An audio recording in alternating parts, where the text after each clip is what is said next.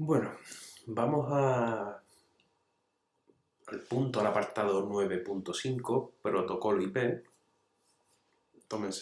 Siéntense bien, tómense un café porque esto va a ser un poquito más largo, este apartado. Vamos a explicar algunas cosas, con lo cual hay que estar bastante atento. Si no, pues lo vuelven a repetir. Pero es importante que vayan haciéndose mentalmente la idea un poco de lo que vamos hablando y cómo vamos encajando todas esas piezas un poquito que todavía tengo sueltas de cómo funciona el envío de mensajes y la recepción de mensajes pues, a través de este protocolo. ¿Por qué cogemos el protocolo IP? Bueno, primero porque es el que se utiliza en Internet. Utilizamos como protocolo de envío y recepción de paquetes de información y posiblemente es el que veamos como más gráficamente utilizable, y eso es lo que vamos a hacer un ratito ahora.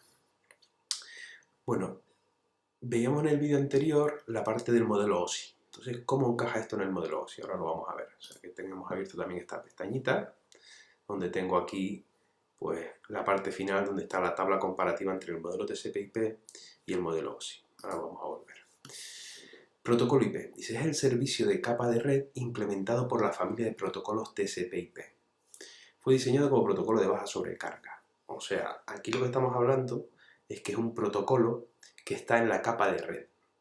Eso es lo primero. Esta es una implementación del modelo OSI. El modelo OSI es un modelo conceptual, un modelo teórico, y el modelo TCP/IP pues es un modelo ya real, implementado.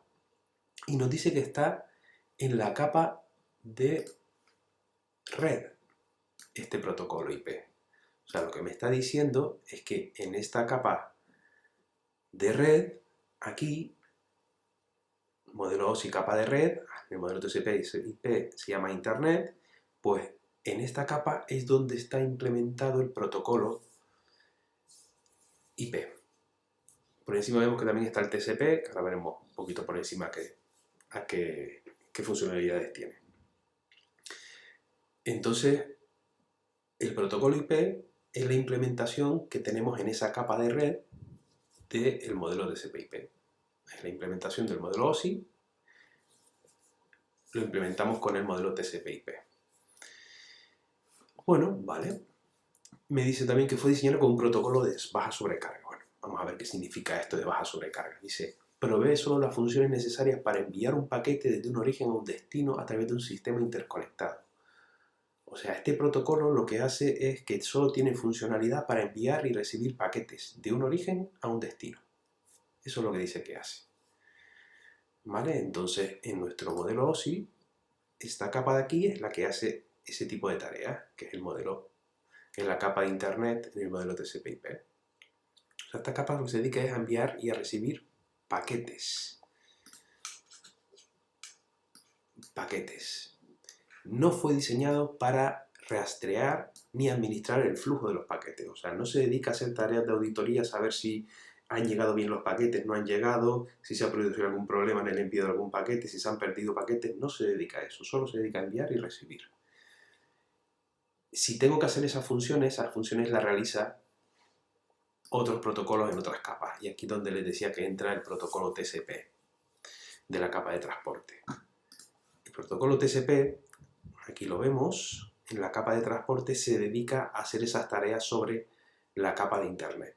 O sea, si se pierden paquetes, pues quien se encarga de gestionar eso es la capa de transporte, no la capa de red. Eso es a lo que se refiere. Los datos en el protocolo están organizados en mensajes, ¿vale? Se pueden denominar a veces paquetes o a veces incluso datagramas también. Cada paquete o datagrama incluye una cabecera. ¿Y qué tiene esa cabecera? Pues especifica el origen y el destino y otra información acerca del propio mensaje en sí. Entonces, en esa cabecera lo que tenemos es a quién va a enviar a quién va destinado ese mensaje y quién es el receptor de ese mensaje. Y otra información también que pueda necesitarse, y también va el mensaje en sí, obviamente. Entonces, las características que tenemos en este protocolo IP es que no está orientado a la conexión, o sea, no se encarga de conectarse con nadie, solo se encarga de enviar y recibir información. La entrega de paquete no está garantizada. Si necesita conexión fiable o hay que recurrir a otro protocolo, tenemos que utilizar TCP en la capa de transporte. Y que es un protocolo que no depende de los medios. O sea, que me da igual cuál sea el medio físico que se esté utilizando para enviar y recibir esos paquetes. Aquí tenemos una imagen un poco más descriptiva de esa capa, por algunos puntos, y es, yo tengo un origen y tengo un destinatario. En ese origen lo que tengo que es, pues cada paquete tiene un encabezado IP, donde estaba esa información, y una información de segmento donde van también los datos del mensaje. Ese paquete se envía a la red como un conjunto de paquetes, no envía uno solo, envía múltiples paquetes que llegan a un destinatario y que decodifica esa información manteniéndola igual que el origen. La información TCP suele ir encapsulada dentro del propio encabezado, ¿vale? Como característica. Vale, pues lo que hemos visto hasta ahora entonces es la implementación que hace el modelo TCP/IP de la capa de red, que es utilizando ese protocolo IP. Muy bien, pues vamos a ver qué es una dirección IP.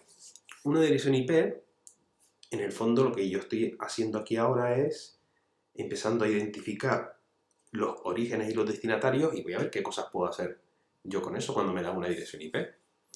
Una dirección IP es un número que identifica de manera lógica y jerárquica en base a que ese número pertenece a una estructura de algo, a una interfaz de red de un dispositivo que utiliza el protocolo IP, aunque corresponden al nivel de red del modelo TCP/IP. Está diciendo lo mismo. Que utilice el protocolo IP, o sea que pertenezca a ese nivel de red del modelo TCP/IP. Y es un número que identifica una interfaz de red. O sea que si yo tengo 3 tarjetas de red en mi equipo, tengo 3 direcciones IP. Tengo 3 posibles direcciones IP. Las puedo tener. También me permite identificar la dirección IP a qué red pertenezco. O sea, si mi equipo tiene una dirección IP, yo a través de ese número podría identificar a qué red pertenezco. Tenemos una cosa que son las IPs públicas y las IPs privadas.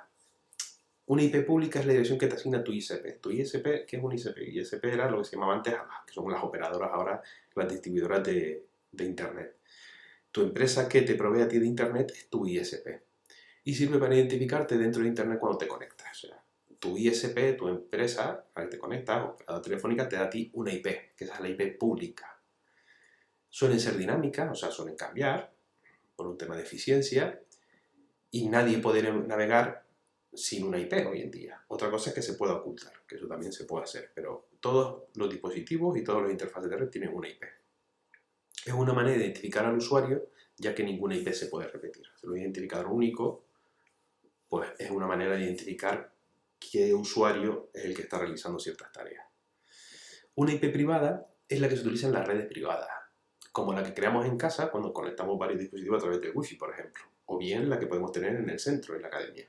Eso también son IPs privadas. La IP que tengo en mi equipo, mi ordenador, es una IP privada. ¿Esto cómo va? La empresa proveedora ISP, para el ejemplo del centro, de la academia, te da una IP pública.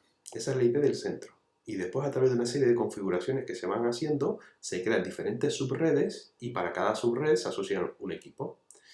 El centro, como está hecho, es que cada aula es una subred. Entonces, desde la IP pública que nos da ese ISP, lo que hacemos es distribuir la señal a las diferentes subredes, a los diferentes aulas, y llega a los equipos de cada aula. De manera que la IP que tienen ustedes en el aula es una IP que pertenece a la subred del aula, que puede que pertenezca a su vez a otra subred, que podría ser la planta del edificio, que pueda pertenecer a otra subred, que puede ser un edificio, y así tantas veces como sea necesario. Decimos que es una IP privada, dice cuando lo haces cada dispositivo tiene una IP propia, y para que no haya conflicto obviamente tiene que haber una IP diferente. ¿Vale? Entonces, la idea es que a mí me da una IP pública, mi empresa, y yo puedo crear tantas subredes como cambiando configuraciones como me hagan falta. Entonces, es lo que vamos a hacer aquí ahora. Vamos a empezar a ver cómo se divide una IP, qué estructura tiene, y lo que vamos a intentar hacer es lo que llamamos direccionamientos IP, que es a partir de una IP que te da un ISP, cómo puedo asignarle yo IPs a diferentes subredes y cómo puedo crear yo subredes sobre esa IP pública. Bueno, tipo de tráfico que puede haber a la hora de comunicar y enviar datos. Unicast. Se envía un paquete de un host a un host. Esto es una relación uno a uno. Aquí cuando tenemos un método de transmisión que es única, lo que se está enviando es un paquete a un único host, una punto a punto. Broadcast. Se envía un paquete desde un host a todos. O sea, esto es un host lo que hace es, o un dispositivo, cualquier aparato que esté conectado, envía al resto de hosts del sistema. Y multicast lo que permite es enviar un paquete desde un host, pero a un conjunto, a un grupo seleccionado de hosts, de dispositivos. Son los tres tipos de tráfico que me puedo encontrar en una red de área local. Bueno, empezamos entonces ahora con las direcciones IP y cómo estructurarla. Ahora vamos a ir explicando todo ese dibujito que tenemos ahí, pero vamos a intentar explicar de manera sencilla cómo funciona una IP, qué estructura tiene y cómo puedo hacer direccionamiento IP. Bueno, como decíamos, los hosts, todas las interfaces de red tienen una dirección IP y es única. Entonces, bueno, ¿cómo se asigna la mía? O sea, ¿cómo sé yo que la mía es 192, 168, no sé qué, no sé qué? Bueno, pues lo que sabemos es que una dirección IP es un número binario de 32 bits. Binario de 32, o sea, 4 octetos. Eso es una dirección IP en el fondo. Toda la información de una dirección IP están puestas en esos 32 bits. Aquí vamos a tener que recordar cositas de sistemas binarios. Recuerden, primera evaluación. O sea, 32 bits es el tamaño del registro de una computadora, el registro interno. Recuerden aquello de von Neumann. Vale, entonces, realmente, ¿cuántas direcciones me caben en esos 32 bits? Pues me caben 2 elevado a 32 direcciones. Al ser un sistema binario 0 y 1, ¿cuántas direcciones puedo trabajar yo con esos 32 bits? Pues 2 elevado a 32. Si nos vamos al dibujito donde vemos estructura de una dirección IP V4, pues vemos que hay 4 octetos. 8 bits, 8 bits, 8 bits y 8 bits. 32 bits. 4 octetos, 4 bytes. ¿Vale? Entonces, para esos 4 octetos, ¿cuál es el número? ¿Cuál podría ser un ejemplo de número que esté en esos 4 octetos? Pues este lo podría ser. Este byte es 198, este byte es 20, este byte es 250 y este byte es 1 en decimal. Recuerden lo de 1, 2, 4, 8, 16, 32, 64, 128. Este es 1, este sería 2 más 8, 10, 10 y 16, 26, 26 y 32, 58, 58, 64 y 128. Pues eso es 250. Y así con todas. 20, más sencillito. 1, 2, 4, 4, 8, 16, 4 y 16, 20. ¿Vale? Recuerden cómo se hacía el cálculo de conversión de binario a decimal. Bueno, pues este número y este número son números que están dentro de este número de direcciones, que es 2 elevado a 32. 2 elevado a 32 significaría que el número máximo de todo ese rango de direcciones sería 255, 255, 255, 255. Ese sería el número mayor. ¿Por qué? Porque 255 es todo esto a unos. Si yo pongo todo este número a unos, lo que tengo es, perdón, todo unos, todo uno, todo uno, todo uno, lo que tengo es 255, 255, 255, 255. Ese es el número máximo al cual puedo direccionar una dirección IP. ¿Vale? Cada número puede pasar a ser como máximo, que son los 8 bits, todos a uno, lo que les explicaba. ¿Vale? Entonces lo que tengo es que una dirección IP son 32 bits y convertido a decimal puede ser este número. Existen clasificaciones de las IP. Aunque no lo parezca, sí lo hay. Existen miles de combinaciones para direcciones IP. Este IPv4, nosotros vamos a ver los ejemplos que vamos a ver sobre IPv4, tiene 32 bits, pero es que ya estamos trabajando con IPv6 y esos son 128 bits. O sea, aquí sería 2 elevado a 128. Estaríamos hablando de que tendríamos, pues, 4 veces IPv4 con IPv6. ¿Vale? O sea que, bueno, este ejemplo lo hacemos con IPv4 para trabajar con pocos bits, porque si tuviéramos que trabajar con IPv6 eran 128 bits. La idea es la misma, pero obviamente en vez de trabajar con un registro de 32, trabajar con uno de 128. Entonces, las clasificaciones de las IP. Como decía, como hay tantas combinaciones posibles, con IPv6, pues hay que clasificarlas, con IPv4 también, pero hay que clasificarlas. Y hay 5 tipos, pero 3 son los que corresponden con IPs privadas. La clase A, la clase B y la clase C. La clase A corresponde a este rango, desde 000 a 127.255.255.255. Y es el que suelen utilizar las compañías internacionales, las grandes operadoras, las multinacionales, incluso distribuidoras propias de Internet, etcétera, etcétera. La clase B va desde el rango 128.0 al 191.255.255.255 y se utilizan para empresas de tamaño medio, como pueden ser una universidad. Y las de clase C son las redes más pequeñas y las que utilizamos generalmente en casa o en una pequeña academia como puede ser la nuestra. La 192.168.1.1 forma parte de esa clase C, ¿vale? Y se suele utilizar en los routers de casa. Generalmente la IP que tenemos en casa en nuestro router va a ser esa, a menos que se haya cambiado, pero suele ser por defecto. 3 clases. Después tenemos otras 2 más, que son la D y la E, pero estas se hacen con propósitos de multicast y propósitos de investigación. Cuando hablamos de propósitos de multicast, hablamos de que se puede enviar desde un host a múltiples hosts seleccionados un conjunto de información. Y la segunda propósito de investigación se utiliza en organismos internacionales relacionados con todo lo que es Internet y universidades, sistemas de formación, etcétera, etcétera. Bueno, las 5 clases aquí. Desde la 1 al 127 la clase A, clase B 128 a 191, clase C de 192 a 223, clase D y clase E. Tenemos 32 bits en nuestra dirección IP. Aquí hay 32 bits. ¿Vale? Aquí hay 8 por este lado y 24 por este lado. 8 y 24, 32. Entonces, estos 8 de aquí se refieren a los bits de red. Es la información que me tengo disponible para crear redes, subredes en mi configuración que yo quiera. Y estos 24 bits se corresponden con los hosts o los dispositivos a los cuales yo puedo dar direcciones IP. Clase A, 8 bits para red, 24 bits para host. En la clase B, la diferencia es que en vez de 8 utilizo 16 para la parte de redes, para el número de redes que puedo configurar, y otros 16 para los hosts. En la clase C se utilizan 21 bits para información de 24 bits, perdón, de información de red y 8 bits para los hosts.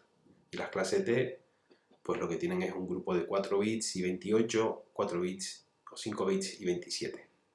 Estas no nos preocupan estas 3 que son las que nos vamos a encontrar. Entonces tenemos clase A 8 y 24, 16 y 16, 24 y 8. Bits de redes, bits de hosts. ¿Vale? Muy bien, entonces para una dirección IP de clase A, pues ¿cuántas redes podría yo configurar? Pues si tengo 8 bits, 2 elevado a 8. Y para esa clase A, ¿cuántos hosts puedo yo direccionar? O sea, a cuántos hosts a partir de esta dirección IP puedo dar yo dirección de red? Pues 2 elevado a 24. ¿Qué pasa? Que aquí realmente es 2 elevado a 24 menos 2. Porque necesito guardar la dirección de red y la dirección de broadcast, que son siempre obligatorias guardarlas. Entonces realmente aquí puedo direccionar 2 elevado a 24 menos 2 hosts, que es lo que se explica aquí ahora. Para clase A, número máximo de hosts, 2 elevado a 24 menos 2. Guardo la dirección de red y la dirección de broadcast. ¿Cuántas redes puedo direccionar? 2 elevado a 8. 2 elevado al número de bits que tengo disponible en mi clase A. parte de red para una clase A 8 bits, parte de hosts para una clase A 24 bits. Pues así con el resto.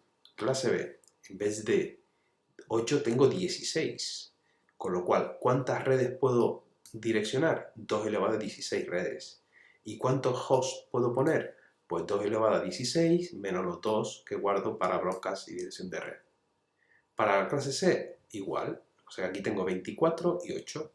¿Cuántas redes puedo yo configurar? 2 elevado a 24 redes. Eso es una barbaridad de redes. ¿Y cuántos hosts puedo direccionar? Pues 2 elevado a 8 menos 2. 2 elevado a 8, si no me equivoco, es 256.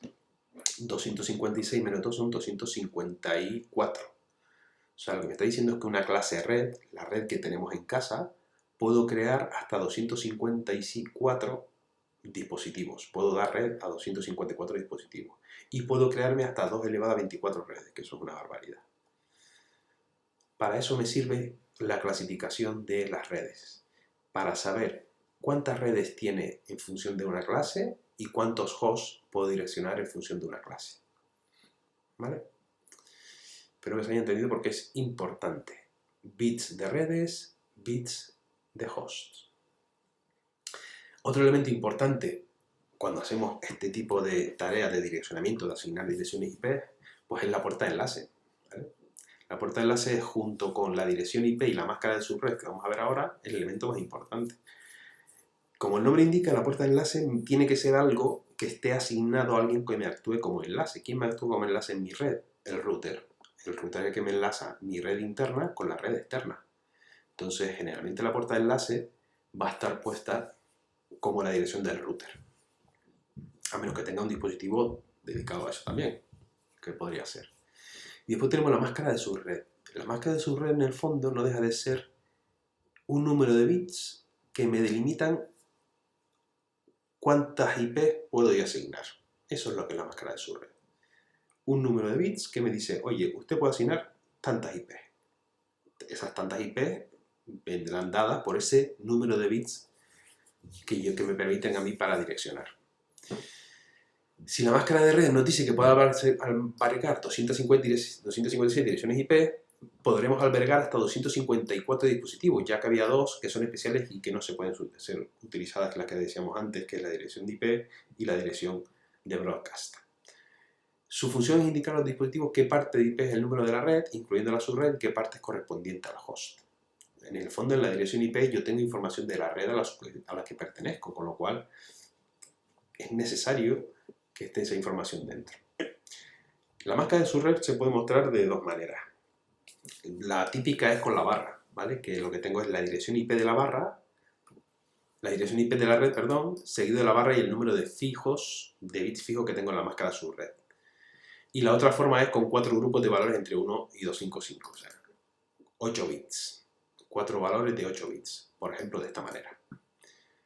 Entonces, una máscara de subred, por ejemplo, como esta, utilizando la opción 1 como notación, esto no deja de ser un tema de cómo se pone o cómo se identifican las máscaras de red, nada más de un tema de notación. Con una dirección IP 10.10.10.0 se mostraría como 10.10.10/24. ¿Por qué? Porque los primeros 24 bits están fijos, que es lo que me dice esto. Aquí hay 8 bits, 8 bits y 8 bits. 255 son los 8 bits a 1. 8 bits a 1 y 8 bits a 1. ¿Cuántos bits hay a 1? 8, 16 y 24. /24.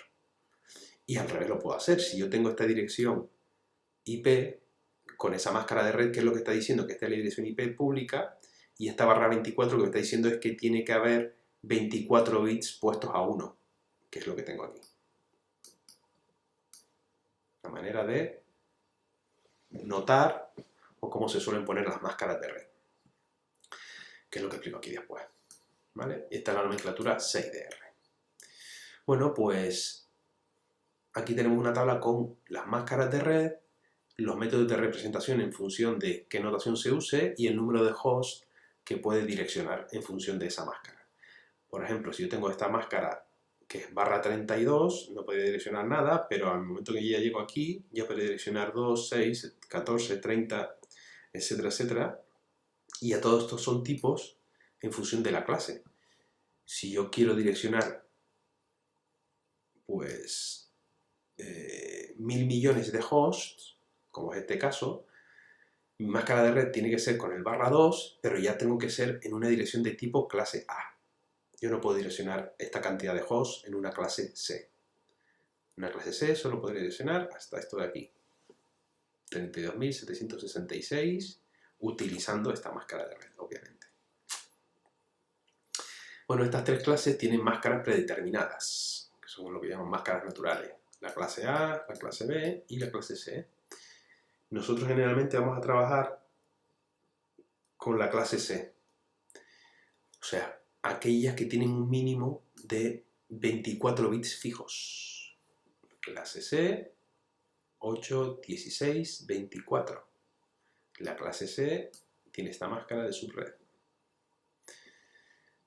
O sea que este tipo de máscara de subred, ¿vale? Pues vamos a calcular algunas cositas, vamos a empezar a hacer algunos ejercicios ya. Y aquí les explico este primero. Vámonos al ejemplo clásico que les decía antes. Nos dan una dirección IP pública, nuestra empresa, y una máscara de subred. Bueno, vamos a suponer que esta es la dirección IP que me dan y esta es la máscara de subred. ¿Qué información extraigo yo de aquí? Lo primero que extraigo es que /20, esa es la máscara de subred. Lo que está diciendo es que los primeros 20 bits son fijos en la máscara de red. Vale, yo tengo 20 bits fijos. ¿Cuántos bits tiene una dirección IP? 32. O sea, lo que me está diciendo es que la diferencia entre el número de bits de la dirección IP y los que están siendo ocupados por la máscara de subred son los bits que puedo utilizar para host. Ahí está. Lo que me está diciendo esto, en el fondo, es el número de bits. ¿Qué significa para la máscara de subred? La máscara de subred lo que decía era el contexto, el número de bits que podía yo trabajar con la red. Pues eso es lo que extraigo yo de aquí. Si tengo 32 bits aquí, lo que me está diciendo es que 20 se están ocupando para eso. Pues entonces, ¿cuánto utilizo para host? La diferencia. Recuerden el dibujito este que tenemos aquí, esto y esto. Lo que me está diciendo aquí es que tengo 12 bits en el fondo para los hosts. ¿Vale?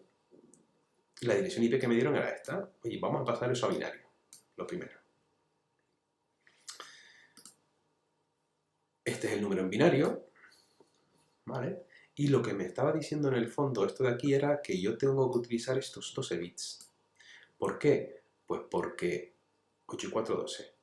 Pues porque los 20 restantes se están utilizando ¿para qué? Para identificar la red. Muy bien. Esta es los 20 bits que me identifican la red. Me falta por ahí un 0 aquí. Y estos son los 12 bits que me identifican los hosts, que puedo utilizar para los hosts. Vale, pues lo que digo aquí, cogemos 2 bits de derecha e izquierda, que son los del cuarto octeto, estos de aquí. Estos son los que utilizan para hosts. Y ahora, para saber qué dirección de red puedo utilizar, pongo los 12 bits esos a 0. Eso lo que me va a dar es la dirección de red. ¿Cuál es el primer host disponible? La dirección siguiente a la dirección de red. ¿Cuál es el último host disponible? Pues la última dirección anterior a la de broadcast. ¿Por qué? Porque el broadcast es cuando lo ponemos todo a unos. Entonces, con esta IP, que es la que me han dado, que es este número de aquí, ¿qué es lo que hago? Lo primero, pongo los 12 bits a ceros. Los 12 bits de la derecha. Eso me da la dirección de red, que es lo que me decía este primer punto de aquí. Para saber el primer host disponible, la siguiente dirección a partir de la dirección de red. La siguiente dirección a partir de la dirección de red, que es todos ceros, es 1. El broadcast me dice que es los últimos 12 bits a 1. Esto es el broadcast. Y el último host es la dirección anterior al broadcast. Si esto era 1, todo 1, pues aquí el primer bit a un 0. Con lo cual, entre el primer y el último host tengo este margen y este rango de direcciones para asignar. Si esto en vez de trabajarlo en binario después lo paso a decimal, lo que tengo es que la dirección de red es 192.160.16.0, el primer host 16.1, el último host 254 y la dirección de broadcast 255. Pues esto es un ejercicio típico en el cual a partir de una dirección IP y una máscara de subred, pues tengo que saber sacar las redes que puedo utilizar y qué IP asigno al primer host y al último host. O cuál es el rango de direcciones a asignar. Yo puedo asignar 64, puedo tener aquí para asignar 64 equipos y a lo mejor solo tengo 10. No significa que todos los equipos que todas las IPs tengan que estar asociadas a un equipo. Simplemente me dice el margen, el rango de equipos que yo puedo, con los que yo puedo trabajar. Pues como les decía, ejemplo típico, importante, ¿vale? Tengo que saber, a partir de una dirección IP y una máscara de subred, sacar la dirección de red, sacar el primer y el último host y cuál es el rango que hay en el medio, dirección de broadcast y ya está. Podemos practicar con estos dos también, ¿vale? Yo le doy una dirección IP y una dirección de máscara de subred, tanto aquí como aquí, pues lo que habría que sacar aquí que sería cuál es la dirección de la red, cuál es el primer y último host, la dirección de broadcast, ¿vale? Bueno, pues con esto acabamos aquí de momento. Lo dejo por aquí ya porque es bastante importante todo, entonces necesito que lo repasen y que le echen un vistazo a todo de nuevo. Empezamos por el protocolo IP, ¿vale? Un poco dónde estábamos ubicados. Recuerden que venimos, todo esto está aquí, en esta capa, que es, estamos hablando de cómo enviar y recibir información. Para eso, obviamente, origen y destino, yo tengo que saber quién es el origen y quién es el destino, que es donde entra la dirección IP, los diferentes tipos de direcciones IP que hay, públicas y privadas, con sus tipos de tráfico, cómo se estructura la dirección IP, qué clases hay de IPs en función del rango en el que se encuentre. A partir de esa clase, cómo puedo extraer el número de bits que me sirven para direccionar redes y el número de bits que me sirven para direccionar hosts. Y a partir de la máscara de subred, pues lo que me dice es cuántas IPs, que es la información que me da, dispone la red para asignar a dispositivos. Y por último, pues este ejemplo, que a partir de una dirección IP y su máscara de subred había que obtener la dirección de red, la dirección del primer host, último host y broadcast. Y aquí les dejo estos dos ejercicios para que practiquen. Hay otro tipo de ejercicio, ¿vale? Y es, yo aquí les daba dirección IP y dirección de máscara de subred. Otro tipo de ejercicio es que me den una dirección de red y el número de subredes que quiero obtener, ¿vale? Entonces ahí lo que tengo que calcular es la máscara de subred que necesito. Fíjense que en el ejercicio anterior yo les decía, esta es la máscara de subred, o sea, este es el conjunto, la máscara de subred, el conjunto, el ámbito de IPs que puedes asignar, ¿vale? Pero no siempre suele ser ese problema. A lo mejor el problema es, oye, pues tengo que montar 20 redes o 20 subredes dentro de mi dirección IP. Y cada subred puede tener 64, necesita tener 64 equipos. Pues ahí lo que tengo que hacer es calcular la máscara de subred que le tengo que aplicar, ¿vale? Entonces, este es otro tipo de ejercicio. Lo que se pide es, muy bien, esta es la dirección de red y lo que quiero tener son 4 subredes. Lo que necesito extraer es el número de la subred, la dirección de la subred, el primer host y el último host, ¿vale? Bueno, pues esto lo dejo por aquí para que le echen una lectura y el próximo día lo vemos. Hasta luego.